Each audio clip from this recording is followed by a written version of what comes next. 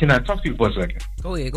I want you to reach out to Swiss and Tim about verses for me. I got a great idea for it, and I just need you to hear me out. And if you like the idea, you give them my info and have them hit me up, and then I tell them what I told you. They can hear you. You're talking to 8 million people right now. I'm sir. sure, yeah. Go You ahead. say it right now, they can listen to you. Goddamn. All right, nobody steal my idea. Versus needs to be just like the NFL or NBA, where it's like a league, and they need to divide it up into like Eastern Conference, Western Conference, etc. And then we go get all of the biggest artists from each city, like New York, get like a 50 Cent, and he'll get all of the up and coming artists that wanna. But it's gonna be like a battle league. You know what I mean? And then we separate it not just with artists, but athletes as well. So rappers, singers, dancers, boxers, and basketball players, 1-on-1. We find the best in each city and then have them compete just like the NFL and NBA stuff do. You know what I mean? That's how it needs to be. And then we monetize with ticket sales, have a platform where people subscribe to see the content, etc.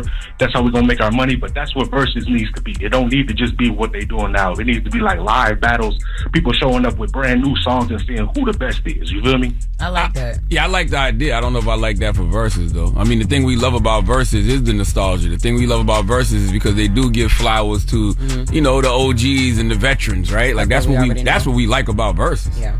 We can do both, though. Ain't no reason we can't have them both. Yeah, because it's still a versus. Yeah, I get what you're saying. I do like that. Yeah, that's what I'm saying. Like if y'all, like I said, just if you could put me on hold so I can give you my phone number, and then you pass it on to them so I can explain that to them. Yep, man, y'all be the real one. They heard you, bro. We'll get it. I keep on freaking. My fault. You're talking. I appreciate y'all. Yeah, you're talking to 8 million people, bro. But how they gonna hit me up though? Like, how can Swiss and Tim reach out to me though? Oh, we already stole the ideas. It don't even matter. Hey, yo. No, I'm just playing. I'll with you too. Why you gotta do me like that? I'm just messing with you. Hold on, I'm gonna have Eddie, the producer, get your email in case they want to reach out, bro. Wait, okay. What? All right. I mean, at least we got the email. They might want to reach out. Swiss and Tim ain't no suckers like that. They might want to say, you know what? We did get that idea from him. Or maybe they thought about that idea already. Now it's going to seem a little crazy. That's what you always say that when you want to steal somebody's idea. Yeah, I always do that. Hell yeah. We've been at that. I already had that plan. Last year, yeah. Hey, Get it off your chest. 800-585-1051. Call us up now. It's The Breakfast Club. Good morning. The Breakfast Club. This is your time to get it off your chest, whether you're mad or blessed. I hate the way that you walk, the way that you talk. I hate the way that you dress. Everything with me is blessed. Call up now. 800-585-1051. Not just me. I'm with the culture feeling. Hello, who's this? It's Randy from Virginia. Randy from 757. What's up, Randy? No, what's up with y'all? Good morning, Breakfast Club. Good morning, Charlamagne. Peace. Good morning, Jess. Good morning, Envy. Good morning. I'm so excited. I listen to y'all every morning. Well, thank you. We appreciate you. Well, what I wanted to get off my chest today was it's nothing bad at all. Just I want people to be mindful of the fact that it is flu season, the fact that it is the season for people to spread illnesses and infections. I'm a nurse here in Virginia, and I see a lot of preventable situations in our hospitals that could be prevented by people just washing their hands, keeping their kids home when they're sick, just being mindful of the climate and what's going on. People, take care of yourself so we can take care of each other. That's all I wanted to say. Well, Randy, Jess is the flu police up here. She's the cold police. If you already know. If you have a flu, if your hands are dirty. Nah, she ain't even the flu and cold police. She the sneeze and cough police. Like people don't be having allergies. Flu and cold and COVID. They are symptoms, so yes. Absolutely. You got a brand new baby. You can't be playing out here at all. She quarantining right now with the baby. Period. Yes. Now, Smart. Now, Randy, let me ask you a question. In your personal opinion, I'm just asking your personal opinion, what is your thoughts on the flu shots? Because some people say take it, some people say don't. What's your personal opinion? Just curious. Okay, it just totally depends on, a lot of times people don't believe in the flu shots because of religious preference, so I will not touch that at all, because if that's your religious preference, I totally understand. However, for preventative measures, the flu shot is effective. So as a nurse, I do advocate for the flu shot. Absolutely, 100%. Thank you, Randy. Thank you. Y'all have a good morning. You too now. Hello, who's this? My name is Kim, calling from Detroit. What up, Doe? What's going on, man? What I want to get off my chest is, so I drive trucks, and my first time in New York was yesterday. Okay. Why is it so dirty? Man, that's a great on question. The highways, trash everywhere. It's disgusting. With all that money we spend in taxes, and now they want to charge us. They already charging us for tolls, but want to charge us for when we get in the city. What's that city thing called? We got Congestion pricing. Congestion pricing. I'm with you, bro. We should look like Dubai with all the money that we spend in New York. Oh man, the dirtiest city I've been to so far, man. It's just insane. Now New York is definitely dirty, and you ain't get to the city, so you on the outer boroughs. You in Queens and the Bronx, right? Yeah. I drove through pretty much through New York. I'm in Baltimore now, but yeah, it's disgusting. Yeah, so. It's insane. It seems like they don't pick up no trash off the highways. It's just it's nasty. I'm not gonna lie. New York just been surviving off reputation for a long time. I'll be honest with you. Like it's not a fly city. Chicago looks better than New York. Charlotte looks better than New York. Dallas looks better than New York. Baltimore look better than New York. I don't know about all that. All right, chill out. You ask the brother on the phone. He literally in Baltimore right now as we talk. Now we wilding just a little bit. That one. All right, whatever. I don't know about that. Get it off your chest. 800-585-1051. I still love my city, as dirty as it is. Call us up right now if you need to vent. It's The Breakfast Club. Good morning. The Breakfast Club. Real greased up like a first day of school black kid. And she's back. Miss Pat is here, ladies and gentlemen. She don't even know introduction. She just came in finally. Miss Pat is here. Good morning. It's season 4 of the Miss Pat Show on BET Plus. Welcome back, Miss Pat. Thank you. Miss Pat keeping the lights on at BET. You hear me? I don't know why y'all keep lying on me. Tyler Perry's over there. I'm just over there sweeping the floor. Oh yeah, I forget Tyler over there. Well, Tyler and Miss Pat. Yeah, I say Miss Pat sweeping the floor, but I'm glad to be season 4. I'm glad. Absolutely. How you feeling? I'm feeling great. I'm just doing TV and I'm doing a tour. I'm starting my second theater tour called Hot and Flashy. Why is it flashy? Why is it hot and flashy? Because I'm grown. What you mean? I'm just asking a question, Miss Pat. Why is it hot and flashy? Because I'm hot and flashy. Why is you greased up like a condom about to go over your head? Walking up here looking like walking here, you look like a dildo. Why are you looking like that? Oh my God, yeah. You see it? Why your head greased up like that? A used dildo too. Huh? Are you? A used one. I don't do dildos, but keep talking. I don't need nothing fake but eyelashes and a wig. What makes the show so successful, Miss Pat?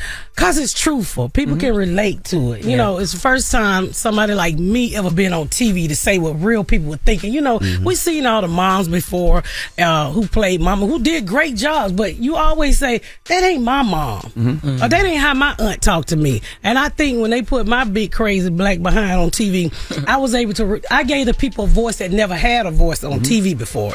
So that's all. And people come up and tell me all the time, the things that we dig into, you know, we dig into child molestation, abortion, convicted felon, everything that real people go through in life or know somebody who went through in life. So I think that's why people love the show. But it's a comedy. It is. Don't you laugh? Well, you probably don't watch it. Yeah. What you mean? I do watch the Pat Show. What you talking about?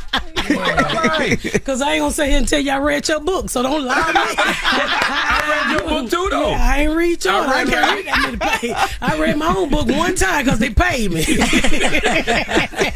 Them people dog my behind. Oh, you read slow. I was getting paid hourly, so I was not in a hurry. I was going to take all the time I needed to read it. Hey, them does and A's and ands. It's your words, Miss Pat. I don't care. I was getting paid by the hour. I was taking my time. At that time, that was the most I ever got paid by the hour. So you thought I was going to read that thing fast? I didn't even rehearse. And usually I rehearse to make sure I pronounce the words right. I said, would you pay me an hour? Ooh, there's going to be a long week. Yep. So the fact that you visit all of those traumas on your show, has it ever been anything like that's been very emotional for you to film? Everything is very emotional. Dealing with Jordan E. Cooper. The first season, we was going to do an episode about my mama boyfriend touching us.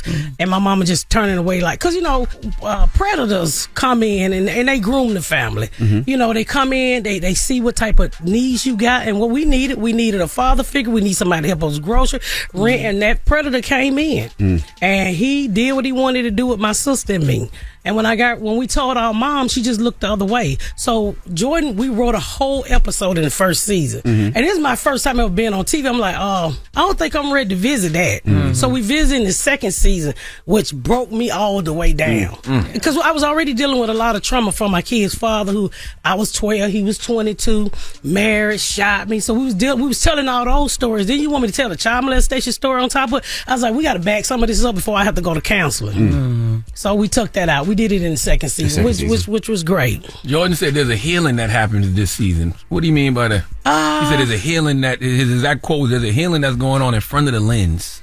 It was. I dealt with my mom because my mom used to say really bad things to me. You know, I'm lighter skinned. My sister's darker skinned. But to me, my sister always been way more cuter than I was. My sister had long curly hair. She was just beautiful. She don't crack now. But Jesus Christ. That cracked her ass out. The fact that she was beautiful, had long, nice hair, she cracked like this, but she don't crack now. She ain't doing too good now. She was good back then, but she ain't doing that pretty bad. Jesus. So my mama used to say ugly things to me because I had acne really bad, and she would always talk about how ugly my skin was. And I'm 52, and I still can hear my mom in my mind saying bad things to me. So I think that's one of the reasons why I work so hard in life is because the things that my mama said to me. So we did a whole episode where my mom come back as a ghost, and what she put on me, she want me to put on my kids because her mom put on her. So there in the episode, you see me break a generational curse, and at the end, I broke down. And I remember fighting, and I said, Jordan, don't push me down. And at the end, I just broke down crying, and I just remember saying, I hate this. Damn. All of that came back up? All of that. Because, I never went to counseling, and I've been through some stuff. So to deal with what I've been through, and I told somebody this the other day, I said, my sister dealt with what we went through, doing drugs and alcohol. I dealt with it by just shutting the door on it. Well, if you shut that door on it, one day that door going to open back up. Yeah. And all what you had behind that door is going to eventually flow out. So when I got the Miss Pat show and started telling Joy my life, he just keep bringing all of this stuff out. But it is a healing because it's stuff I never talked about or I never really dealt with. So I think I heal along with the audience. You think it was other ways that you coped? Like, I know you said your sister did drugs. Did you do anything else? Like, yeah, I ate. Look at me, Chick-fil-A. He was waiting on me to say I was fat. He knew that one. Every time I come in here, that was not. Listen to me. I'm not going to lose no weight. I'm going to come in here next time fat. And the next time fat. When you come to my funeral, I'm going to be fat. No, it's not. That is not true. Yeah, I tried on Zippy. It gave me gallstones. When did you feel it comfortable where you could talk about all these stories? Because some of these stories, you'd be like, damn, you don't know if you want to laugh with you or you just want to cry. And just be sad the whole episode. I do it like my comedy. I'm just an open book. I'm not ashamed of nothing.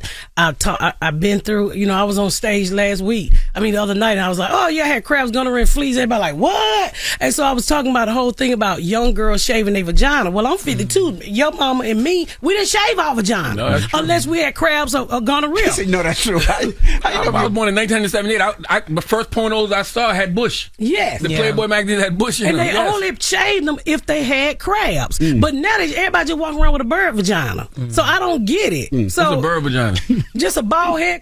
It look like a bird. Mine look like a beak. If I haven't seen it because I got a flap in the front. Yo. When I put a mirror down there and it don't fog up, it look like a little bird. Oh, my goodness. I don't do that. All right, we got more with Miss Pat when we come back. Don't move. It's The Breakfast Club. Good morning.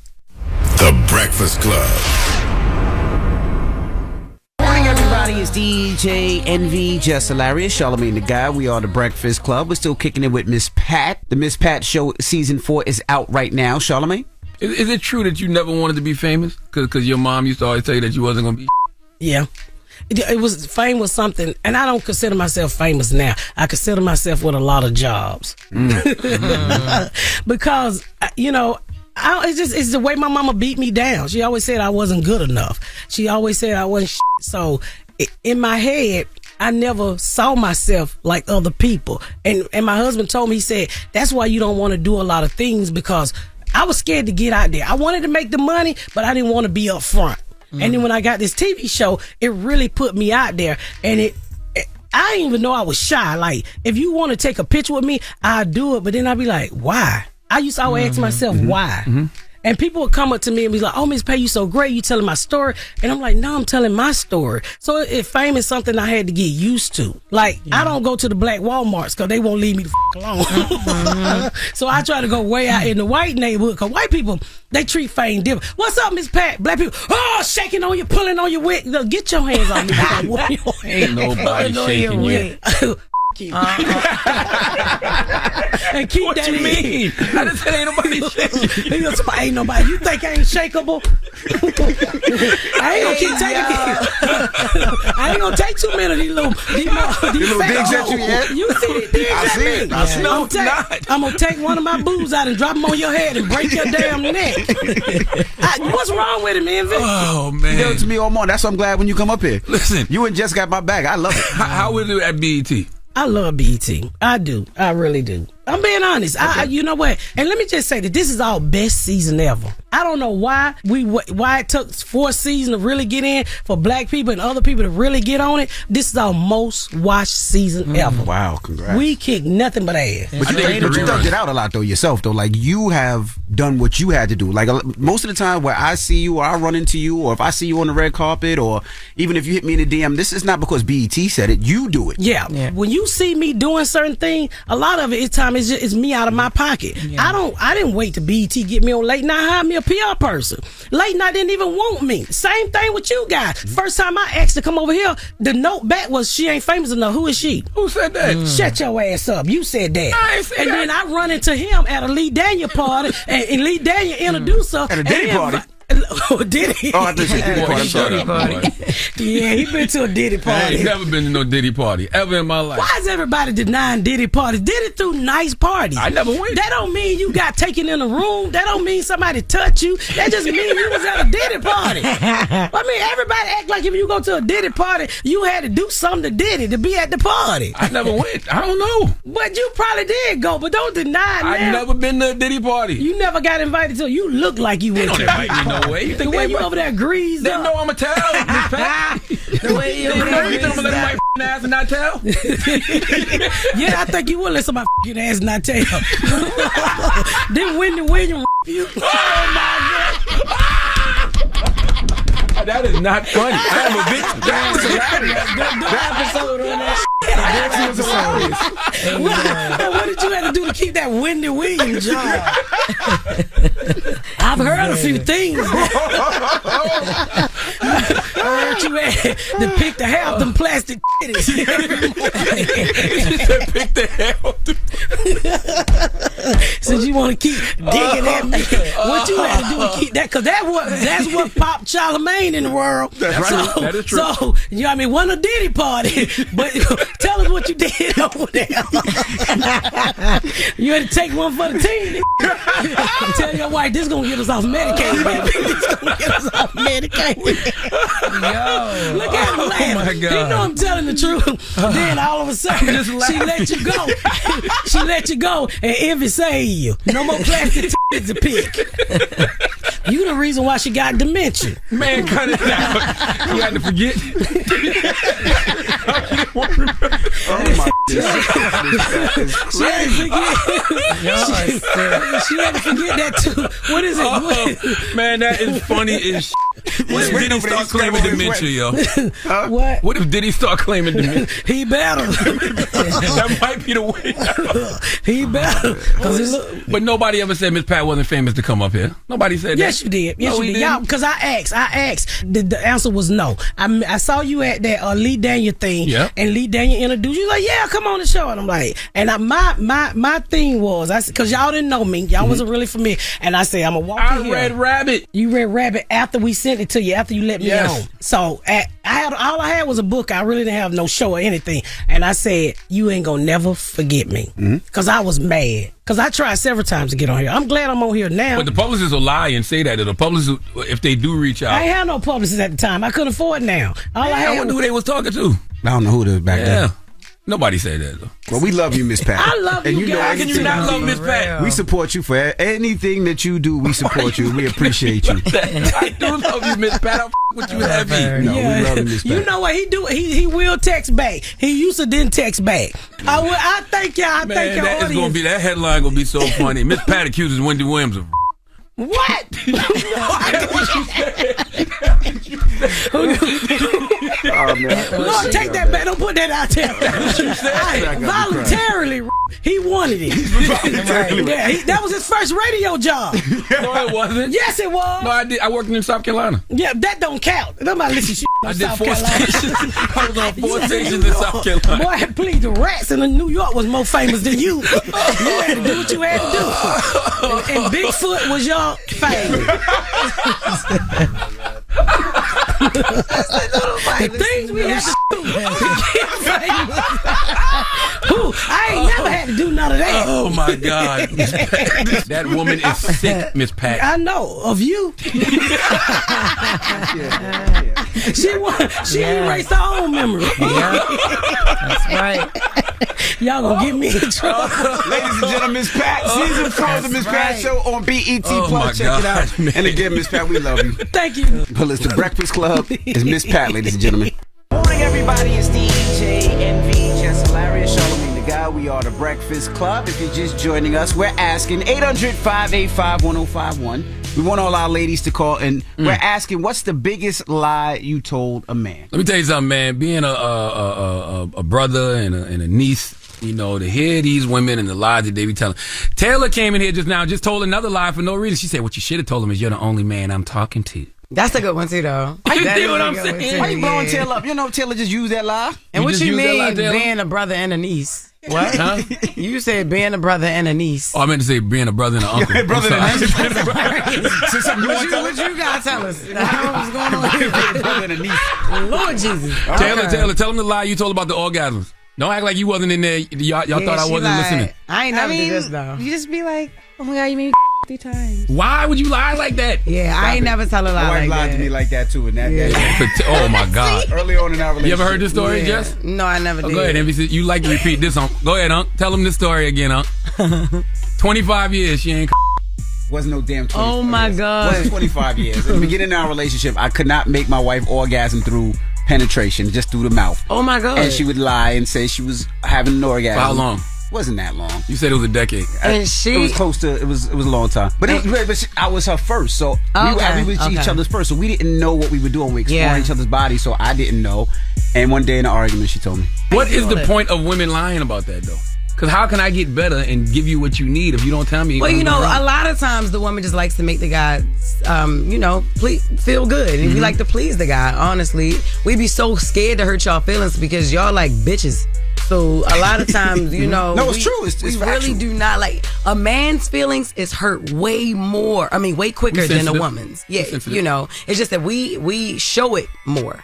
But y'all, that could hurt y'all. Like, you know, and I know that hurt Envy when his wife said that in an argument. It did. It's like, damn, yo, so you've been faking it all this time. You know what I mean? It did. But it made the relationship stronger because now you can figure out what she likes, what she doesn't like, and whatever. Because like I said, I learned sex from watching porn. You just going bang, bang, bang, bang, bang, and you realize, and that's what you think is how it is. So yeah, especially depending on what kind of porn he was watching. Yeah. What kind of porn was you watching? For her feelings, let's go to the phone live. What's her wrong with you? feelings, she didn't want to hurt his feelings, and that's mostly what it is. But I've never lied about that because I needs mine. That's what I'm saying. Hello, who's this? This is Sharita. Good morning. Sharita, what's the biggest lie you told, Sharita? Good morning, liar. Damn. I'm a Scorpio. Of course I lied. Oh, my absolutely. So I lied to my parents. I met a guy on the chat line with my cousins and my friends, and then I lied to my parents and told them I met him at like an honors program. And that I really liked him, and he was a nice guy. I was 15. I told him I was 17, and I told my parents, my cousins, my aunts, all my friends, everybody, like, we got to stick with the story because I love him. Now, how old was this man? He was 43. 18, turning 19. You know you could have got that man locked up.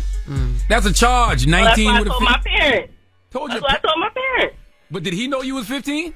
I mean, he found out when my little niece that was 6 told on me. Now, come on now. Jesus you Christ. could have got this man locked up. That's you could have got this man locked up being 19. Being All right, 15 but like I said, I understand that, but I covered my bases. I went to my parents. I explained the situation. And your parents Ish neither. She said she told her aunts, everybody, look, I told everybody. I had a whole family meeting. Like, I love him, and I got to tell him myself. And my parents was like, all right, we trust you. And they met him, and they met his parents, and eventually he found out, and he was a little mad, but it was kind of after the fact, so. Because he was already in love with your little ass. This is not normal. No, that's not normal. All of y'all should be arrested. Not the fact that the parents. Her and her family. And what happened with the guy? Where's he at now? Oh, she's off the line. He's probably in jail. Cassie, what do you say? Hey, How you pronounce your name? Cassie. Hey, Cassie. Hey, girl. Now, what's the biggest lie you told somebody? Hey. Okay, the biggest lie was on first. Hey, y'all. Good morning again. Hey, girl. Hey, y'all, what's up? All right, my biggest lie. Back in the day, I don't know if y'all remember, like, the Loop, the Raven. It was like a phone call type thing. You could call and it was like a dating thing, but it was like over the phone. So I probably was like 15 years old. I'm lying, and I told this boy that I was in Sierra music video. I was one of her backup dancers to Promise. Mind you, I'm 15. I'm a short, little, fat, little church girl. I'm telling him I'm a little backup dancer in Sierra video, and I know how to do the microphone pole trick. I could dance on a pole. And he went with it. He's telling all his friends about it. He went with it. So you told him you was a little big backup dancer. Yeah, I was. You was a big backup dancer. Big backup dancer. Oh my God. He was in love with me. He was in love. I was a big back backup dancer, and he went with it. And we were talking for like a good 2 years. I'm telling him I'm on the road. I'm doing different video shoots. Jeez. I'm like, you got to zoom in. I'm on the left. Boy, women. How old was the man? He probably was about 19, 20 at the time. We still friends to this day, but he don't, Why? But he don't what? He still don't know. He don't know this part. He knew you were 15? No, he didn't know none of that at the time. I was lying. Y'all gonna get these men locked up, man. All right. What size you is now? Oh boy. Oh, why do you know all of that? I'm working on it. Is the back big or not? The back slimmed down. Okay, so it's a medium. She's unbigging. She's unbigging her back. All right, yeah. You know when you was young, you just go to that awkward stage, but I'm grown now. Okay, that's what's up, girl. Thank you, mama. Hello, who's this? I don't want to say. Oh boy. All right, what happened? What's the biggest lie? So I lied about the last time I had sex. Say it again. I lied about the last time I had sex. You lied about the last time you had sex. Okay. What did you tell him, and what was the last time? So I was pursuing this new guy, but I was still messing with my ex. And so when it came time to like move to the next step, I was like, I've been saving myself. I haven't had sex in like a year. But in reality, I was still messing with my ex. So, I felt bad, but yeah, that's what I lied about. That's the biggest lie? That's the biggest lie? Yeah. I ain't a bad girl. I was going to say, actually, you're a great person. She puts me to shame. So question, let me ask you a question. You hung up on him? Stop hanging up on people so fast. You're too slow. What you was raised? Hey. Hello, who's this? Hey, this is Monique from Jersey. Hey, Monique, what's up? What's the biggest lie you done told? It's pretty typical, but when I was younger, I said I was pregnant, so I could get abortion money. First of all, I don't like how you just say that like that's just a nonchalant lie, like every woman says once in a while. Okay? What? That she was pregnant. That she was pregnant just to get some abortion money. Wait, yes, that is the lie. Who are you talking about? The other way around is worse. When you're really pregnant, you tell a nigga you got an abortion. That's horrible because that's a new life. But when you're not pregnant, I'm pregnant. Just throw me $500. Thank you. We lost that. Like, you know what I'm saying? That was a lie growing up in the urban community. Why not just ask me for the money? You already giving me poom poom. You giving me fellatio. Because think about it. If you say an abortion, most dudes gonna be like, they're gonna come up with that money regardless. Mm-hmm. If you just ask somebody for $500 to get your nails and hair done, they'd be like, nah, B. Nah, abortion is motivation money for a nigga. No. How many times did you do it, Monique? I just did it once, and it's because he was cheating. So I knew he was going to break up anyway. So I just tried to get some money as a part of this. Jesus. Hold on, you said you knew he was doing what? She knew he was cheating. Oh, got you. Well, look, I was with you before at one time. But you different now, right? Oh, definitely. I'm way older now. Girl, yes. The more power to you, because I was right on that same road with you. When the hell abortion started costing $500? They've been $500 for the last, 5-6 years? Damn. Definitely. And then each one is different. You got the pill one, you got the vacuum, and then it's like another. It's 3 different types of them. Really? Absolutely. Not that I've had them all, but I know because I dropped off a couple bitches at the clinic before. My friends. You're my friends. What's the moral of the story? Women be lying. Don't lie. Don't lie. I don't know. I can't even say don't lie because everybody lie when they're young. Just grow up and then look back and be like, sorry. That's it. All That's it. This is The Breakfast Club. Good morning. The Breakfast Club. Morning, everybody. It's DJ NV, Jess Hilarious, Charlamagne the Guy. We are The Breakfast Club. Jess is on maternity leave, so Lauren LaRosa is filling in. And we got a special guest in the building. We about to mess up so many people's heads because they're going to be in their car like, am I listening to the right station right now? We got the brother Rickey Smiley here. Welcome, brother. Man, thank you for having me, man. How you feeling? Man, I'm feeling good, man. It's a dream to be here. Stop it. Bro, I lay in the bed and I sit here and I just scroll and watch all y'all videos. I've been a fan for years. Hold on, I want to say something before we get started with the conversation, man. I saw Rickey a couple weeks ago. I saw him in New Orleans at the Inspire NOLA event. Yep. And I went up to him and I said something that I'm going to say now. I want to publicly apologize. I was just about to ask that. To Rickey Smiley, because several years ago, I gave Rickey Smiley Donkey of the Day because a radio executive asked me to. Yeah. And you didn't deserve that, brother. Thank you. And so when I saw you, I told you that, and I wanted to say that again publicly because I feel like if you do something to somebody publicly that you don't agree with, you should publicly apologize for it. So I want to say that to everybody, all our listeners. I want them to hear me say that you didn't deserve that, and I want to apologize to you again. I appreciate that, man. The first time when you walked up on me, man, your energy, man, the love and the respect, it takes a big person. I know that it was all part of the game because we have a mutual, one of your employees is one of my mentees. Who? Big Mack. Mack. Oh, yeah. Mack started us as an intern. Oh, yeah. He started us as an intern and got to where he is. Well, I put him on stage. I'm the first one to put him on stage. That's dope. We'll talk about that because I put a lot of them on stage. Yeah. He gave a lot of comics their start. But I really appreciate that, man, and don't feel no kind of way about it. I didn't take it personally, but, it takes a special kind of person to apologize and stuff like that. And I thought nothing of it because if I thought anything bad, I wouldn't even be here. All right. You know what I'm saying? But I love you. I appreciate you, man. I think you're doing a fabulous job. I met you at the White House. Yep. We see each other on the road every once in a while. I see you on the road always as well. Running into you, and it's a pleasure meeting you. Yeah, it's nice to be here. That's right. Well, you got a new book out right now. Yes, sir. Sideshow. Yes, sir. Sideshow. Now talk about what's Sideshow about. You know the song, everybody parent, let the sideshow begin. That's right. Mm-hmm. Hurry, hurry. It's about a sad clown, right? My job as a professional comedian is to go on stage and make people laugh. And I lost my son about a year and a half ago. Mm-hmm. It's been hard because the bills don't stop coming. I'm still a performer. Right. I still have to go on stage. And I had to dig deep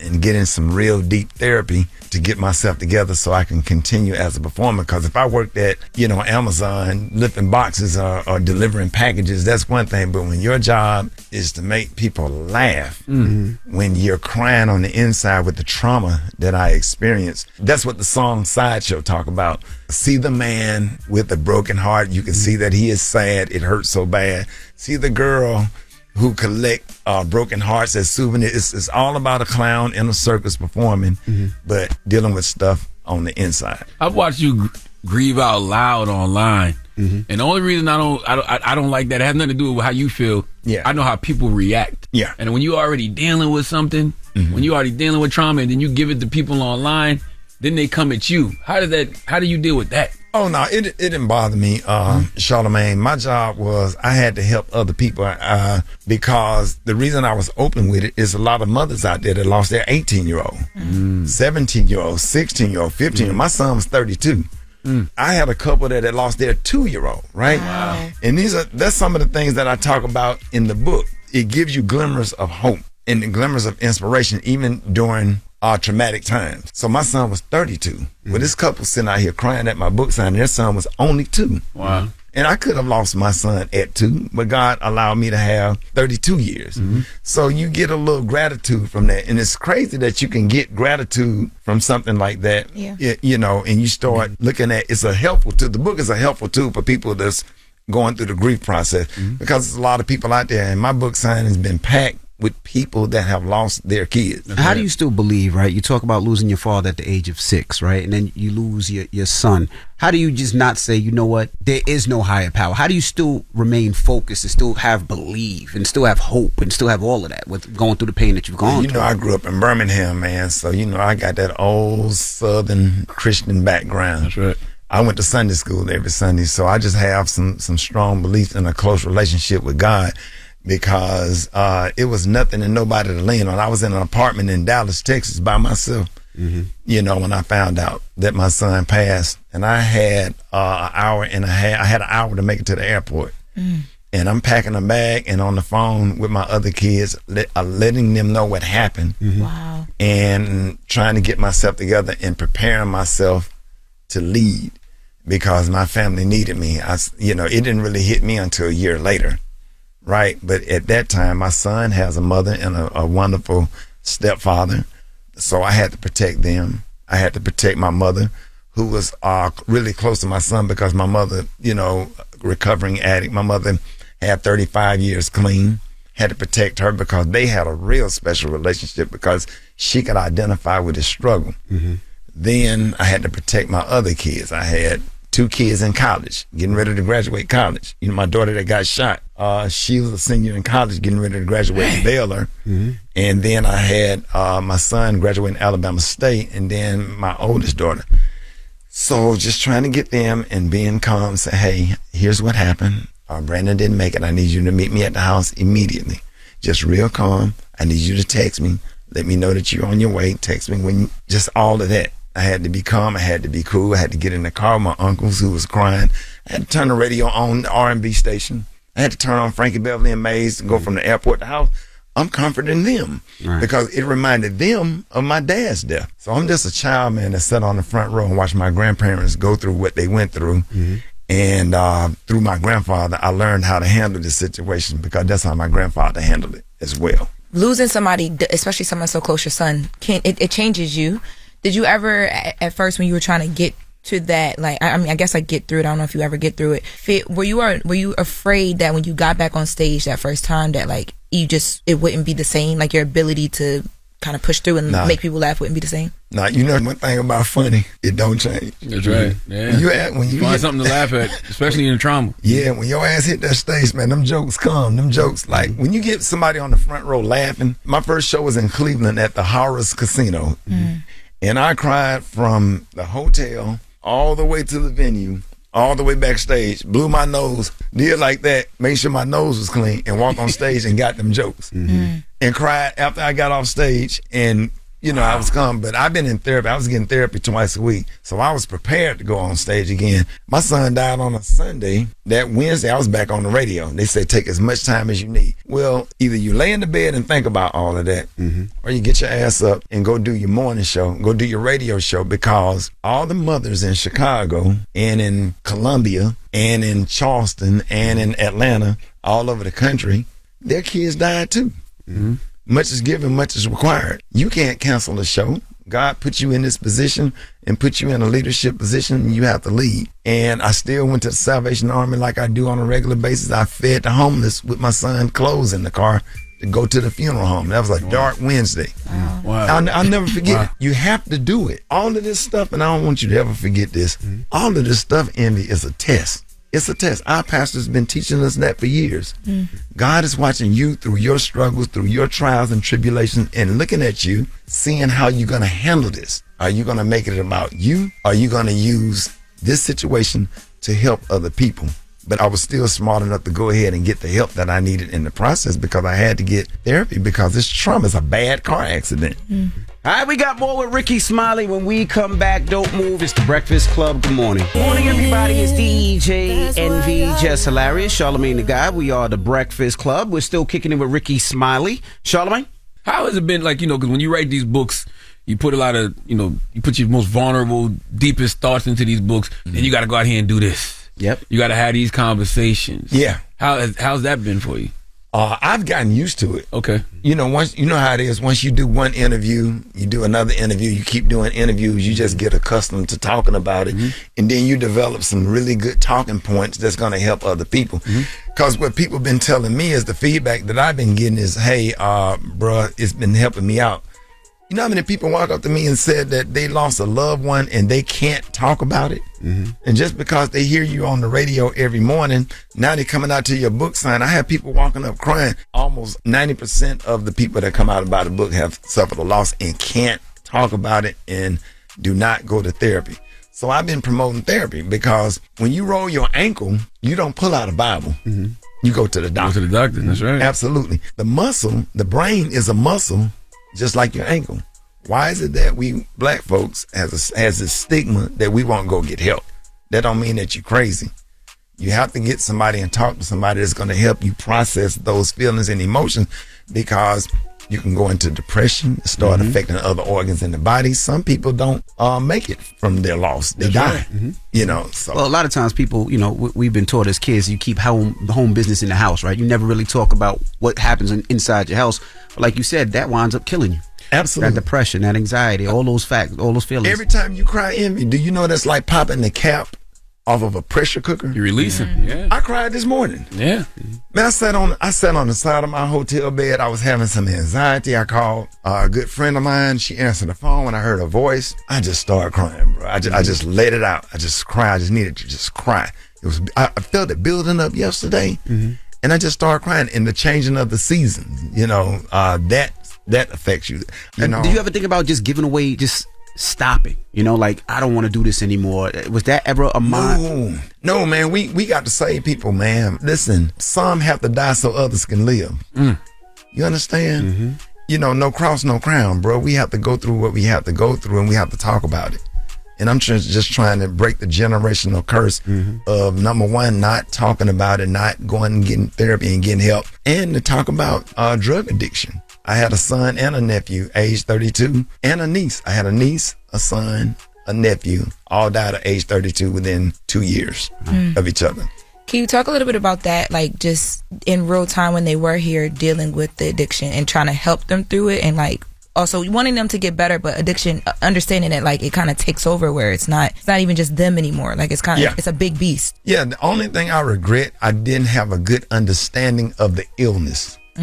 Because I had a niece and a nephew that was cool and calm and respectful. Well, it didn't affect my son that way. You know, my son would go off about stuff, you know, and it damaged our relationship or whatever, because I didn't understand. Like, hey, I'm your dad. You can't say that to me. You know, I'm driving around looking for you to fight you in the middle of the street.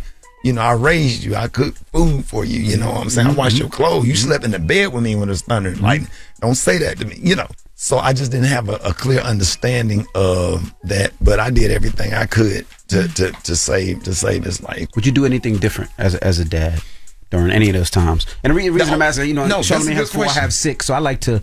That's a good question. I wasn't tough on him. He was the one that I coddled. I was tough on my other kids. Like the other kids was like, I was just really, really, really, really tough on them, and he was the one that I just kind of coddled and did everything for and took everywhere, because that's my firstborn. I just wish that I was tougher. I know that sounds strange, because it sounds like I should say I should have been easier on him. I was easy on him. I should have been tougher on him like I was the other kids. In chapter 12 of your book, it's Let the Tears Fall. You said it took you a year for all of this to really like hit you. Yeah. What was that day like when you were like, I'm feeling it? Like that first time where man, that 1 year anniversary, a few days before that 1 year anniversary, man, it hit me like he had just died. I had just got off the air. I was down in South Florida because I didn't want to be in the house for that 1 year anniversary. I just wanted to go get away. And man, it hit me, man. And I did some crying. I think it was a bad mistake for me to be there by myself, but I just kind of sat on the couch and just cried pretty much for a couple of days, like really cried, because the only difference was I didn't have a casket and some flowers and some condolences. I had all of that to keep me distracted when it actually happened. I had to protect everybody, but that 1 year came, man, and it was terrible. What about the chapter when addiction chases the bloodline? Was that difficult to write? Because you know you got to go through your whole generational lineage with that. Was that a difficult chapter to write? No, it wasn't. It was just being open and honest. My dad struggled, my mom struggled. I had wonderful grandparents. My granddad talked to me every day, church, Sunday school. You know, hey, here's a trumpet, play that. Here's some piano lessons, let's go do that. I did trumpet, little league football, did it all. My grandparents kept me busy with the discipline and instruction, talked to me every day, so I didn't have to, I didn't have those issues. And then he always talked about how my dad died. So don't do this. So I just stuck with it. And to this day, I don't drink or smoke. I always wonder how grief impacts people who lost their parents at a very, very, very young age. Does it hit you later in life? Do you see somebody out with their parents and it hits you? Like, what is it? It did when I was a kid, but what hurt me about my dad's death was watching my grandparents cry like that on the front row. I'm in therapy for that. Wow. That comes up in therapy. That wipes me out. Wow. That wipes me out more than my son's death. Why? I'm a grandmama's baby. Like, you understand. You from the South. Watching my grandparents cry like that on their front row, man, I can't get over it. Yeah. Even when my grandparents died, the only thing I could think about, their casket was in the same spot my dad's casket was. The only thing I could think about was them crying on that front row, April the 11th, 1974. Wow. I will never forget it, man. It tears my soul out of my body. I can deal with my son's death, but that's what I struggle with more than anything. Wow. And that's why I didn't cry at my son's funeral, because my granddaughter was watching me, and I don't. You don't want to traumatize her like that. Traumatize her like that. Man, Wow. God dang, boy. Yeah. I'm about to cry now. I'm just sitting up here talking about this because We about to all start crying. Yeah. I'm feeling I just want to hug you. Well, let's talk about something else for a second. Yeah. You put on a lot of comedians, Ricky, and I think that coming from the South, right? I don't think people realize how big you are sometimes. Like this, you know what I'm saying? Like I don't think they realize how much money you got, number one, but also how rich you are and just how big you are. And I think it's almost a stigma with comedians from the South. Like they don't get the respect that they deserve, I think. I just do it for the love of the art. Charlamagne, Envy, I remember cussing D. Ray Davis out, snatching a drink out of his hand because he was too young to be drinking. Hey, give me that. You know, I had a little comedy club back in Birmingham called the Cumberstone. So I would have like D. Ray, Corey Holcomb. Corey Holcomb was like, hey man, I ain't never been outside of Chicago. I was like, okay, cool. Let's go on the road. You know, I would take those guys on the road, Corey Holcomb, D. Ray Davis, a lot of them, man, that Tyler, some of them have passed away. You know, I would just take them on the road and help them because that's what Steve did for me. You know, don't nobody have to fool with you. You know what I'm saying? Some people can just ignore you. Steve was one of those guys, man, that was helping in training company.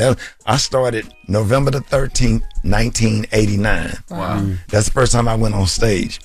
I met Steve before he did Showtime at the Apollo. Steve's anointed, man. Oh my God. I don't care what nobody says. You know, after the show, he said, follow this car right here. I followed him back to his hotel room.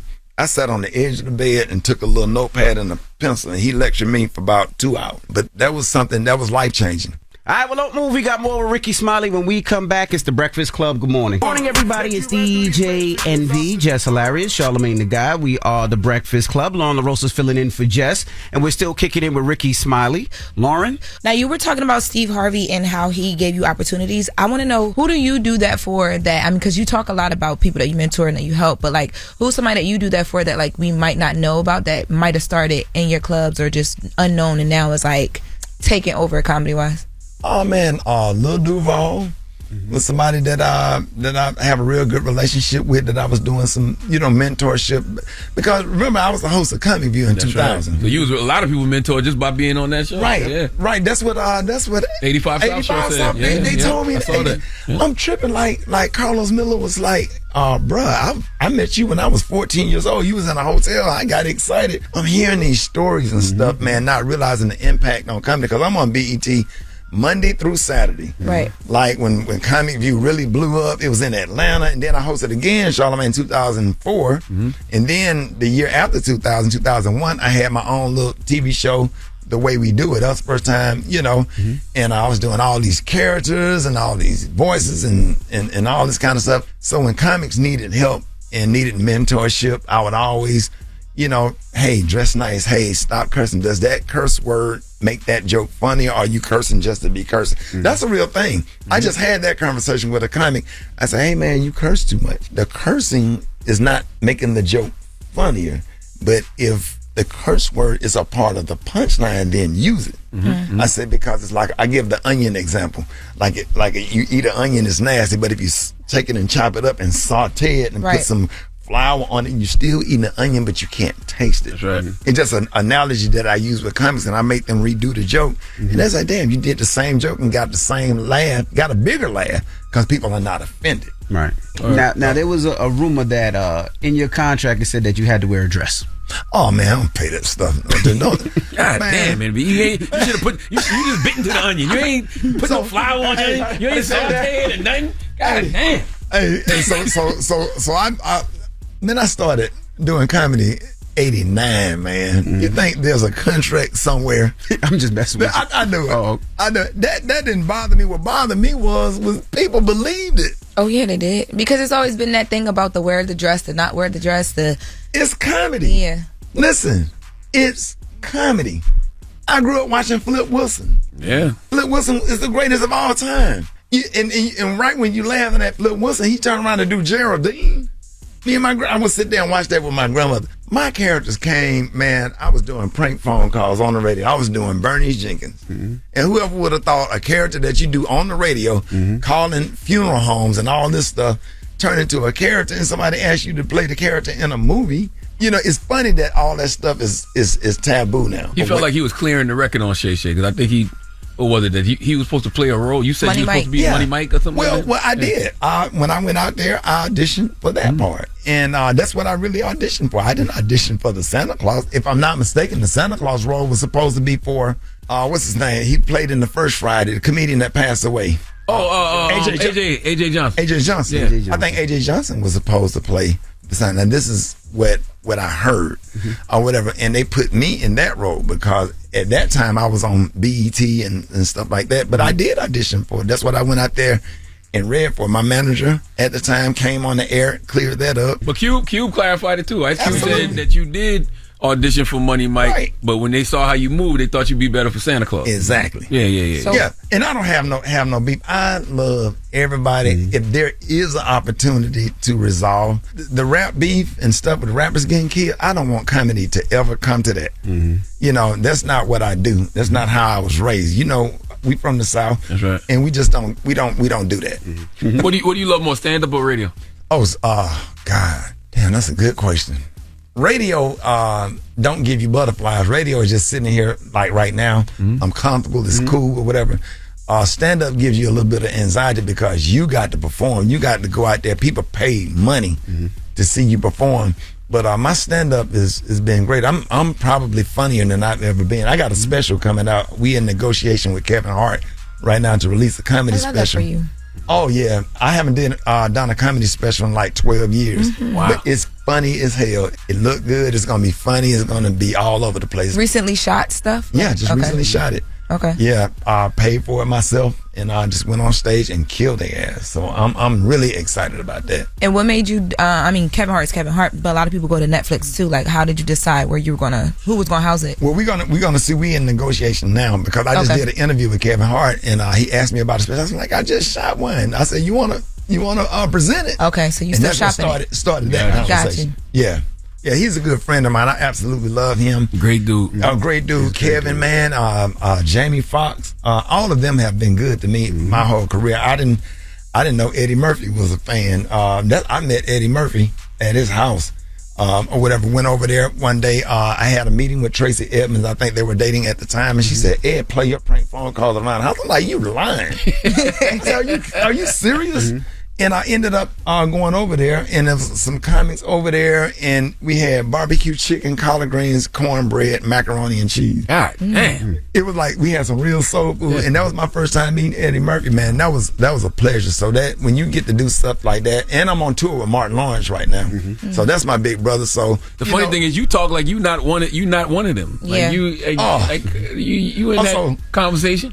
I'm just humble, man. I'm still like. I kind of still feel like I'm kind of like just still young and in the game because I feel young and in the game. And I know I'm a little older and stuff and trying to coach younger comics. And I just kind of sit back and not try to do too much, but I just try to make sure when I do something that is special and that is awesome and that is funny.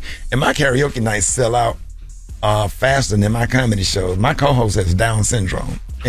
What? My co-host, Big Chris, has Down syndrome, and he is the funniest damn person. If you look at my camera, huh? You can see. No, I was sitting here trying not to laugh. I was going to ask you, like, can we laugh at? This guy's stupid. It's okay. You can see it on the right there, man. My goodness. Chris took me to the cemetery. I think he had a cousin that died. He took you to the cemetery. Yeah, somebody had died, and we was at the wrong grave. But I just let him. I didn't want to tell him that we was at Paul Bear Bryant grave. So I had to get him back to the car. I took him, got him something to eat, and took him home. Rickey Smiley, ladies and gentlemen. Grief is grief, man. He got it out. Either way, Chris got it out, His man. book Sideshow is out right now. Oh, my God. We appreciate you for joining us, brother. Thank you, man. And don't be a stranger, man. You can come up here anytime you would tell. back. My goodness. Man. Ladies and gentlemen, it's Rickey Smiley. That is me. Bring Big Chris up here because she is single man. and she's looking. You single? You surprised, right? Yeah. Mm-hmm. How old are you? 32. What? Not you sit back down. What's your number on my phone? Rickey Smiley Sideshow. Sideshow is out right now. And it's the Breakfast Club. Good morning. The craziest people in America come from the Bronx and all of Florida. Yes, you are a donkey. A Florida man attacked an ATM for a very strange reason. It gave him too much money. Florida man is arrested after deputies say he rigged the door to his home in an attempt to electrocute his pregnant wife. Police arrested an Orlando man for attacking a flamingo. The Breakfast Club, bitches. Donkey of the day with Charlamagne the God. I don't know why y'all keep letting him get y'all like this. No, Duval, y'all do it to yourself. Okay, Donkey of the Day goes to a Florida man named Kanye Edraziz Medley. Okay, he is 20 years old and hails from Clearwater, Florida. What does your Uncle Charla always say about the great state of Florida? The craziest people in America come from the Bronx and all of Florida, and today is no exception. See, this young man, Kanye, was arrested for domestic battery, a misdemeanor, and booked into the county jail. Okay, according to police reports, he attacked his sister during a domestic clash. Now, you know we don't condone any violence against women, and attacking your sister is complete nonsense. If you can't have a healthy conversation with a sibling to work out your differences, then you probably can't have a healthy conversation with anyone. But this case is slightly different because Kanye didn't attack his sister with his hands. Nah, Kanye decided to treat his sister the way Scissors fans treated her in Australia, and he decided to just throw something at her. Now, Jess, if I told you this man was 20 years old, his name was Kanye, but it's spelled Khanye. He's black, and he decided to throw a food item at his sister. And the food item hit his sister in the back of the head, and that's why he got arrested. If I told you to guess what food item he threw, do you think you could do it? I'm going to give you multiple choice. Okay. Was it A, sushi, B, meatloaf, C, fried chicken, or D, tuna tartare? Oh my God. Fried chicken. Why? Why would you just assume it's fried chicken? Because if it's like fresh out the grease and you throw it, some of that hot grease going to slide down her neck, that'd be the only way that I feel like you would be arrested. Okay. What? Red? If I did this to you, Red, if I gave you these same choices, Red's Puerto Rican, man. I know. I said Red. He's black. He's 20 years old. Okay. And he threw a food item at his sister. If I gave you those same multiple choice questions, what would you guess? Jess already guessed fried chicken. Is it A, sushi, B, meatloaf, C, fried chicken, D, tuna tartare? Yeah, I'm going to go with the fresh fried chicken, too. All right, now, don't be trying to gain no points now. Why? Red, why? Why? I can't come with it. Say it. I'm not saying that. You better not say it. I'm staying out of it. All I'm saying is not a stereotype if it's true. Okay, not only do black people love fried chicken, everybody loves fried chicken. And historically, we love fried chicken because it was the only livestock slaves were allowed to keep. Chickens were the only livestock the enslaved were allowed to keep. And after emancipation, women, known as waiter carriers, would sell trays of fried chicken and biscuits to travelers at train stations. Okay, the only reason fried chicken became a negative stereotype was because in 1915, a man named D.W. Griffith used a film called Birth of a Nation to show a bunch of black elected officials being unruly, drinking liquor, eating fried chicken with their bare feet kicked up on the desk, just acting like savages. And the whole point of that scene, the message to the audience, was to show the alleged dangers of letting black people vote. This is not a YouTube conspiracy. This is historical fact. Do your own Googles and you will see. Now, the reason Kanye is getting donkey today is because he told police that the motive for him using poultry as projectiles is because he said he had not eaten and did not want the piece of chicken the victim offered him, so he became upset. Now let's do the math here, Jess. The man claimed to be hungry. said he had not eaten. So someone offers you food and you say you don't want the piece of food that they offered? Wouldn't that piss you off? Absolutely. He lucky he didn't get something thrown at him. He's ungrateful. He's unappreciative. He's unthankful. He's a thankless human. Beggars cannot be choosers, and I can't say that you was begging. But if you starving, one of the most incredible things a person can offer you is a piece of chicken. Now, here to elaborate on the goodness of fried chicken when you are hungry is the president of the Fat Lives Matter Committee, Big Mack. I want y'all to start playing Wobble Wobble whenever Big Mac comes through. Mac, talk to me about the goodness of fried chicken. First off, good people, this is a sad day as the president of the Fat Lives Matter Committee and a member of the Gut Gang and the Big Back Brigade. It hurts to see one of your members that fallen off track. Talk to me. This is just as bad as disrespecting the flag. You don't throw no fried chicken. Not even just as a fat person, as a black person. This breaks my heart. That's like saying I don't need lotion and you clearly ashy. It just don't make no sense. And then when somebody give you something, because you know how we get the extra on our hands sometimes. Right? Yeah, you we need to share. Go ahead, break a little something. I took too much. There you go. You got the nerve to say no and you ashy? Come on now. It's sad to see. And from the book of Lizzo, you know what they say is don't bite the hand that feeds you. If you hungry and you asking for food, somebody giving you food. Now here's my thing about that. Looking at Devil's Advocate. Lizzo got a book? I know she does not. The Devil's Advocate side of it is I asked for food. You gave me chicken. Okay. Growing up, the number one rule was don't eat the big piece of chicken. Okay. Now maybe it wasn't the big piece of chicken. Maybe it was a little thigh. But maybe a little no. You only get the big piece of chicken if you are the provider. That's why the daddy historically got the big piece. I understand, but clearly he was the provider. He treated his sister like it was his girl, so clearly they got some things going on in that house. And you seen the picture of him; he's a little off. If he paid for the meat in the house, I totally understand. If he ain't paid for the poultry, no, you gonna eat what I give you. Listen, all Kanye's are a little bit off, so this is not far in between. That's true. You know what, Mac? You ain't wrong when you're right. Please give Kanye Medley the sweet sounds of the Hamiltones. You are the donkey of the day. You are the donkey of the day. Yeehaw. You know, we're not about to offer you no fried chicken. Now. You know, in the book of Corinthians, it says you be tripping if you throwing chicken. It don't nobody say. So he clearly does not read the Bible at all. That might be in the book of Clarence. I know. It ain't in the book of Corinthians. That's not in the book. Even of at the Last Supper, they were beefing and they ain't throwing no chicken. So I know. That is true. Come on now. That is true. That is crazy. That was Donkey of the Day today. The Breakfast Club. DJ Envy, Jess Hilarious, Charlamagne the Guy. We are the Breakfast Club. Jess is on maternity leave, so Lauren LaRosa is filling in. And we got a special guest in the building. Yes, indeed. Ladies and gentlemen, we have Damon Wayans Jr. Welcome. Thank you, boss. Thank you, man. Listen, I always want, as a Wayans, right? Are you born into the Illuminati or you have to earn your spot like everybody else? The Illuminati? You definitely don't get hazed. They definitely walk you right in. No, I don't know. I don't know about Illuminati. Yeah. No, man. How you get there? I had to earn my spot. You did? But I'm saying, y'all been successful for so long. Oh, so success means Illuminati? You know that. Oh, yeah. Come on. Yeah, it takes, you know, you kind of just walk in at this point. But, you know, I'm a conspiracy theorist, so yeah, I don't really Illuminatis. Yeah. I thought the conspiracy theorists did like the whole Illuminati. Isn't that a conspiracy? What? The Illuminati. The Illuminati is a conspiracy, but I don't attach myself to that. Oh, okay. Damn it, like what the f*** we talking about? Hold on. I thought you said I'm a conspiracy theorist. I'm like that's what y'all do. That Illuminati talk. I'll be on YouTube. I'll be looking at some videos. So what is the conspiracies about the Wayans brothers then? How has the Wayans family been so successful for so long?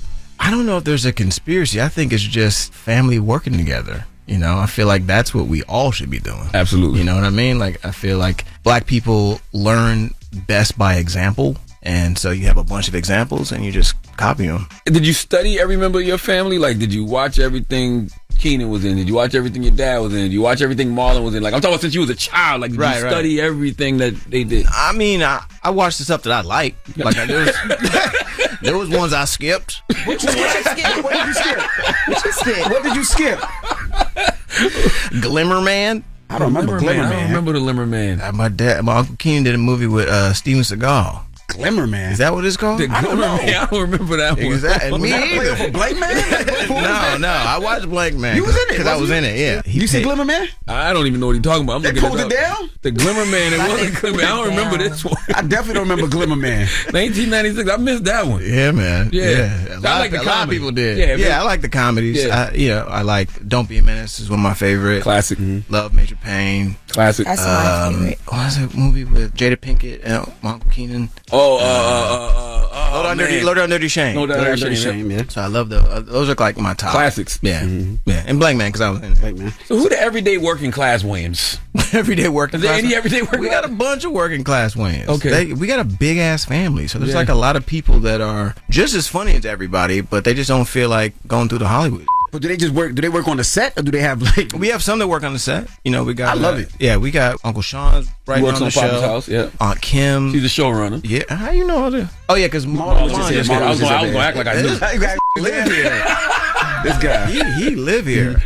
You know, I got my daughter works on the set. She's a stand-in for Essence Adkins' character. Wow. And she be writing on the show too. She's great. That's it. Yeah, she's dope. Now we got to talk about the pressures of being a Wayans. I mean, because is it pressure though? Pops, uncle, family, cousins, like, yeah. Is there any pressure? No, I don't feel like there's pressure. I mean, maybe in the beginning. In the beginning, it was like I used to have an alias when I went on stage, Kyle Green. Really? Yeah. And no one guessed it? You look. Oh, no, they no just one like ever your was pops. like, hey, you look like the Wayans family. You Just walk like your in, pops. it's like. No, like the middle of my punchline's back. You look just like your damn daddy. And so I had to change it just to Damon, you know. But really, I was just trying to get my bearings, you know. I was trying to like get on stage and not be like, come to the stage, Damon Wayans' son, you know. So that's why. Have you never got something because you were Wayans? Like they was like, you're part of the family now. Maybe. I don't know. They don't, you know, that's all that behind the scenes stuff. But you know, they let you in. They'll let you in just because they want to see you. You know, they'll be like, oh, Damon Wayans. When I first started, so I got in some rooms. And shout out to my family for making it easier for me. You know, a lot of people they frown on the nepo baby thing, but I think it's great. I think it's like, you know, I don't see nothing wrong with it. I don't either. I mean, I feel like it's a business. This is a business, just like any other business. If it was a car manufacturer and then you pass it down to his son, stuff like that, it's just. That's what it is. I think what y'all done is phenomenal. I was driving on the west side yesterday and I saw the digital billboard for Papa's House. And they got a billboard out there? Yep, and it was you and your pops. And I was just like, man, number one, the OG Damon Wayans been getting it for a long time. That man's a killer. And it's nothing cooler than being able to do what you love to do with your son. Like everybody, we love what Bron and Bronny doing. Yeah. Gotta give it up for y'all too. Yeah, man. I mean, I'm happy, man. We've had a really good time so far. We shot like 11 already, and you know it finally came out, and I'm just hoping people keep watching and seeing, because it gets funnier and funnier. You know, the pilot is it sets the stage, sets the characters, but we had a lot of suits. You know, they were like kind of like making sure that we did what they wanted us to do.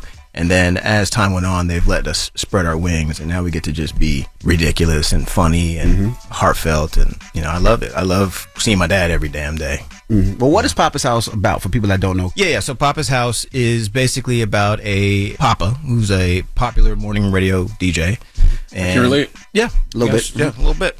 And he lives alone. He's happily divorced. He basically lives his dream of solitude until his son, who's like an immature, needy guy, moves in next door to him with his wife and his 2 kids, and just kind of turns Papa's life upside down. And that's basically the long and short of it. We were toying with the idea of calling it Raising Damon, because it's like, you think it's him raising me, but then you kind of see that Papa needs some raising too. It's a lot of old school versus new school views. I think it's really cool. My goal for the show is to bring back black comedies. Had I known that, the 90s and the early 2000s, like, were never going to be again, like, there were so many options we had. Fresh Prince of Bel-Air, Living Single, Cosby Show, Different Martin. World. We had so many options on so many different channels. And had I known that we were going to have, like, nothing for, like, over a decade, I would have appreciated it more, Family Matters. Nobody can explain to me why that went away, because it's not like all those shows were super successful. Yeah, so what happened in Hollywood that they just flipped the switch and said, we don't want no more of this, let's do reality television? I don't know. I feel like they always use black people to kind of build up the platforms and then just do away with them,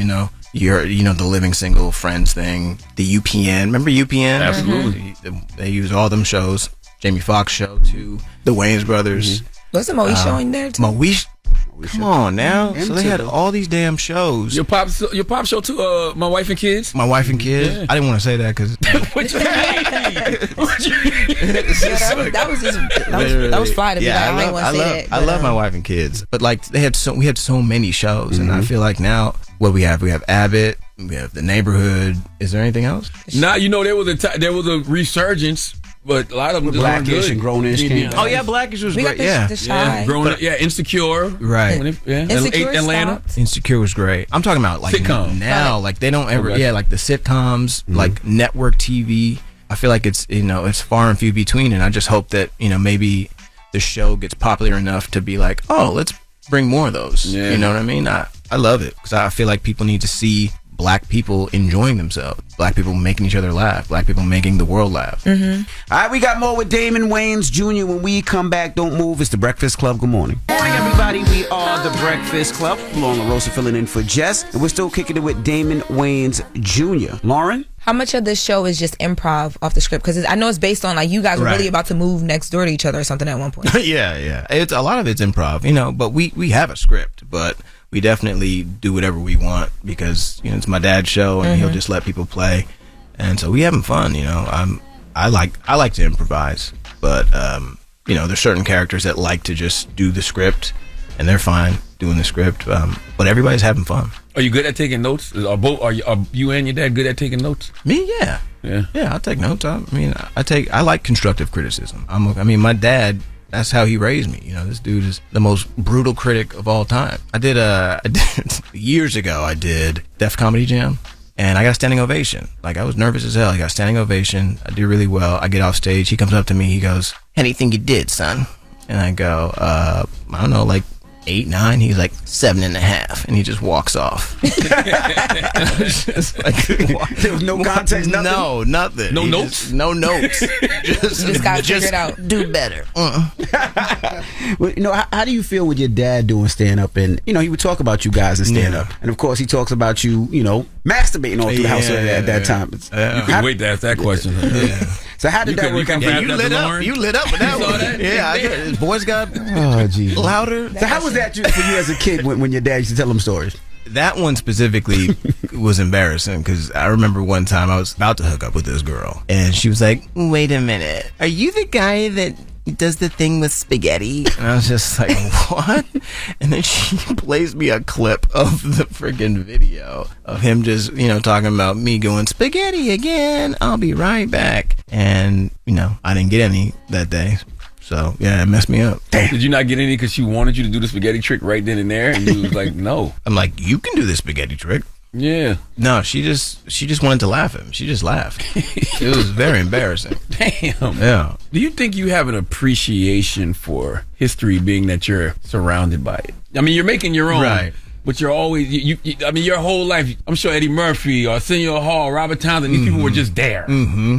Like, so you have a appreciation for it? Because if it was me, I couldn't shut the up. I'd be asking a million questions all the time. My dad kind of instilled in me not bothering famous people. Like, I see them and I give them respect, but I'm also like, you do your thing. I don't want to ask you the question that I know thousands of people ask you. Like, I see Eddie and I just, like, I'm in awe, but I'm also not going to, like, show him that I'm in awe. So I don't like bothering famous people, but we did used to have a lot of fun. My dad said that when I was a kid that Eddie used to invite him and his family on their little yacht parties, and my dad would have to go on there with his his wife and me as a kid. I was like 2 years old, maybe 3, and Eddie would be sitting there like, "Man, this is nice, man." Like looking at my family, he's like, "See, this is what I want this. I'm gonna go some." And then, like, he'd leave, and my dad would just be on the boat by himself with his family, and there'd be, like, a bunch of girls there and stuff like that, a bunch of celebrities, and it was really cool, And I remember one time, my dad told me this. Emmanuel Lewis. You know Emmanuel Lewis? Yes, man. So Webster, he was... Emmanuel Lewis. Yes. So he was on the boat, right, one time, and he was, like, dressed fly, he had a suit on, had a watch, and he's a little dude. He a little dude, and I, as a baby, was confused because I'm like, you thought he was a big baby. I thought he was a big baby. I'm like, why? How you know all them big words? Why? Who gave you a watch? You know, I'm like following him around the whole, oh my God, the whole yacht, trying to, you know, see what's up with him. You know, just like eyeing him out. Like, another kid on the boat. Who gave you them shoes? You know, where your diaper at? How old was you? You remember? I was 2. No, he just told me. My dad told me I was walking around following him everywhere. He was like, "Come on, man, go." He was like trying to shoo me away. Man, that is funny. Come on, man. I'm like, come on, man. It's nap time. So what is the you guys always keep Essence Atkins booked? I know she's in Papa's House. She plays Dr. Ivy Green. Mm-hmm. What's the chemistry with her and the Wayans family like? Can you talk a bit about that and the decision to bring her on this show? Right. Well, first of all, Essence Atkins keeps herself booked. Like, that woman is a phenomenal comedic actress. Phenomenal actress, period. But she's also like really funny. And initially, my dad didn't want her to be on the show because Uncle Mom was like, "Yo, you gotta put it on. You know, she's really funny. I don't know what you're doing." You know, and my dad was like, kind of, you know, like, "No, she was on your show. I don't want to have that on my show. Like, leave it alone." And then finally, he was like, "Come in and read." And she went in, and like from the moment she walked in the door, she was killing us. Like, just so funny. Like, before she even said a word of the audition, she came in, killed it, left, and she was the first person up too. So everybody else, like, she just sucked all the energy out the room, and there was just like no one was gonna do or top that. So, you know, so Essence keeps herself booked. Like, she's just phenomenal. Now, you also see the change of comedy, right? Because you've seen everything your family has done, right? From Blank Man to Living Color. Do you think comedy can go back there without people getting insulted, about getting offended, taking things personal? I mean, I don't think so. I mean, I feel like, can y'all do Blank Man too? The show kind of we could do Blank Man, but is Blank Man offensive though? I feel like Blank Man was like pretty chill. I don't remember. I have to go back and watch it again. Because what we didn't think was offensive, now when you back and watch it, you be like, "Damn, oh yeah, that would piss everybody off." Now. You know what I mean? True. But I miss those shows. I miss the Living Color shows and those shows that push the line and push the edge. You know, I blame Judd Apatow. Break it down. I'm here for it. Break it down. I'm always down to blame the white man for something. So I mean, this is a conspiracy theory, but I don't think he did it intentionally. But I feel like it started with Superbad. Like, Superbad came out. Classic, super funny, and then I feel like after that it was just no more black stuff, no more black movies. Like, it was just like, you know, they were like, "We got it from here," and then they did all their, you know, it was like Jewish comedies, like starring Jewish people, Jewish young guys, which were really funny. Like, I love 40-Year-Old Virgin, I love Bridesmaids, I love Superbad, but I feel like it like just went that way, and then there was no more black comedies. Like, they don't make them anymore. Have you noticed that? I wonder if it's because I think about what you're saying all the time, because I love the tone of all those movies you just named. I even Get Them to the Greek in that. Yeah. I wonder if it's because they're willing to take more risks. Yeah. Well, they have the like there's a lot of things that they do in their comedy that I feel like some black people wouldn't necessarily do. Don't they have the room? I to disagree. Do it though, right? I say I'm saying the opportunity is not there. I'm sure, you know, there's like a bunch of black comedies being written. They're just not being shot. They're not being given to black comedians. But I think he's asking, would, like, some of our big name black comedians, would they take those roles that are going to push those boundaries? Because it could offend. But what boundaries? I mean, people are offended by everything nowadays, so it depends on who you talking about and what you talking about. Well, it's a lot of, like, back in the day when you look at it, Living Color and all of that stuff like that, they weren't afraid to pretend to be gay. They weren't afraid to. They wore dresses. I'm not saying you got to wear a dress, but they weren't afraid to push the limits. Right. There's things that I feel like this black people wouldn't do. Now you just get critiqued for everything, but I think if it's funny enough, they'll let you do it. Like, we let Robert Downey Jr. get away with blackface because it was funny, right? But I don't think he could do that now. I don't feel like anything is. I don't even know if Superbad could get away with being Superbad now. Maybe Superbad, but like 40-Year-Old Virgin, I'm not sure. Right? Like these, even nerds, which is crazy. Nerds was rapey though. Now when you go back and look at it, I haven't. You go back and look, they be like, "Yeah, it's rapey." By the way, it's not even just comedy though. I think about back in the day, like, why was Q in high school the nurse in Juice? They didn't even give us an explanation. Like, there was no reason for. Like, I didn't even think about that. Why was this nurse just in the high school? I bet you there was like a storyline that they just didn't have time to explore. They probably had to cut it. You know what I mean? All right, we got more with Damon Wayans Jr. When we come back, don't move. It's The Breakfast Club. Good morning. The Breakfast Club. it's DJ Envy, Jess Hilarious, Charlamagne the Guy. We are the Breakfast Club. Lauren LaRosa filling in for Jess. And we're still kicking it with Damon Wayans Jr. Lauren? Are you guys gonna because I feel like too it's a lot of the networks know that people will be offended, so they try to stay away even if they want to try it, right?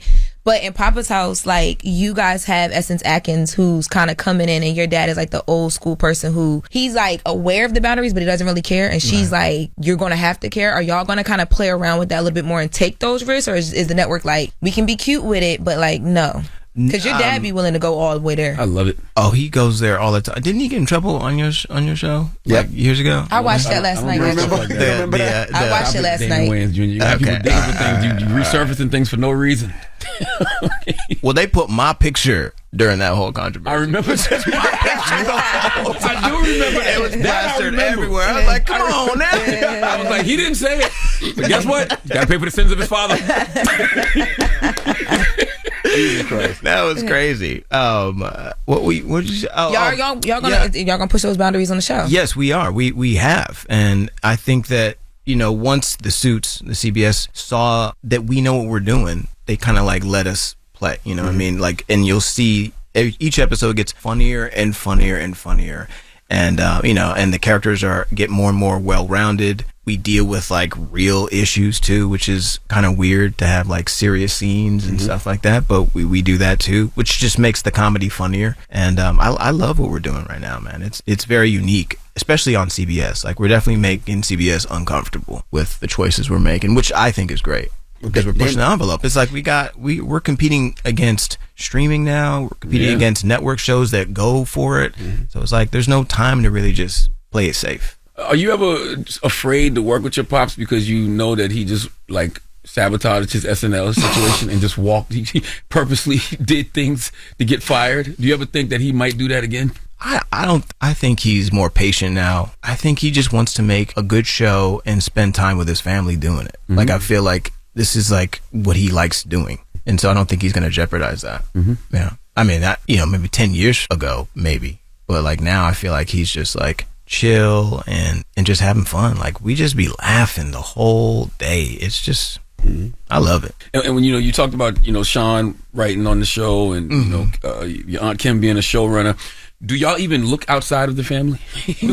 No, we have a lot of people that are from are outside of the family too. There's 12, 13 writers on the show. You said they know you guys though, right? They're we all know they're family friends. The showrunner, the showrunner wrote Major Pain with my dad. He wrote On My Wife and Kids with my dad. So do strangers get a chance? Strangers get a chance too. Yeah, we got some strangers in there. That sounds so crazy. We got some strangers. I love it though, man. Y'all are doing it the way black people should do it. I agree. And I think that, and we're not bringing in stragglers. We're bringing in people that contribute to the project. They're not just being they're not just there because their name is Wayans. They're actually contributing and being really good. Keenan Jr.'s in the writer's room, he's so damn funny. My brother Michael in the writer's room. It's just great, man. This is the closest thing I've come to being on a show that I have control of. I always kind of envy my family because the first generation, because they got to come in as themselves. This is who we are within Living Color. This is who we are. Take it or leave it. Right. This is funny to us. I've been an actor for hire my entire career. So I've been funny in spots, but you can only be as funny as they allow you to be. And so I love that this is kind of the next best thing. It's still my dad's baby, but I get to contribute a lot, and he's very collaborative. So yeah. When did you feel like you started to make your own name for yourself? When people started saying, "Oh, that's not Damon Wayans' son. That's actually Damon Wayans Jr." I feel like when I had the Happy Ending show and then I booked the Lugo show at the same time, right? And so there was a whole uproar about that. And I thought that was pretty cool because Happy Endings was the first show I ever auditioned for, and then Lugo was the second show I ever auditioned for. So I felt I was oh, there's something, and then after that I just felt like I can do my own thing. Are you going to be part of the tour that they're doing? They're doing a tour? Yeah, the Wayans. Do you know about the comedy tour? No, all them together. They don't be telling me nothing. I'm second generation. They barely told us. We just thought you knew and we was going to drop it here. No, I saw that clip. I think. I saw that clip. You are so well composed. No. What I was going to say is I think it's something else. I don't think it's a tour. I think it's something. Living Color reboot? I can't say. but what I think it is. But if it is what I think it is, it's gonna be fire. We know that, but like, it just has to be something to immortalize the Wayans. I think like the Wayans need a 30 for 30 or stuff. Like, you know what I'm saying? Like, that would be dope. Like, but do they do that for? I've never seen them do that. Yeah. I mean, that'd be dope. But no, it's gonna be. It's either like it's like something on TV or film. I think. What's it called? I don't know. I can't say. I think you might have said too much. As soon as it drop, he gonna be the host, and we gonna be like, he was in here like he didn't But know I nothing. gave more than he did. You did. You did. But this is your time to shine. Just imagine what they did to you last time you wasn't even here, and they put your picture on things. You strong, man. You should blow it up right now.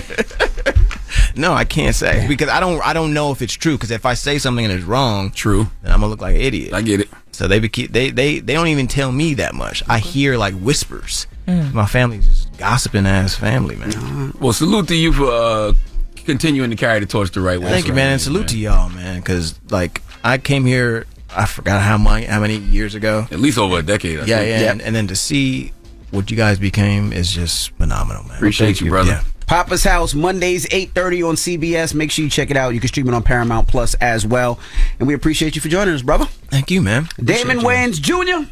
It's the Breakfast Club. Good morning. Morning, everybody. It's DJ NV, Jess Hilarious, Charlamagne the Guy. We are the Breakfast Club. It's time for a positive note. What we got? Positive note is simply this, man. Be careful what you wish for others, because it just might get to you, all right? To wish bad things for somebody else is actually like looking for something bad to happen to you, because when you wish bad karma on somebody else, you bring bad karma on yourself, okay? You are consuming and bringing in negative vibes into your life. Instead, be the person you wish they were. Be the person who brings only positive thoughts and good vibes into their own life, because being negative yourself will only bring negative into your life. Don't poison yourself hoping somebody else will die, all right? Breakfast Club, bitches! Y'all finished or y'all done?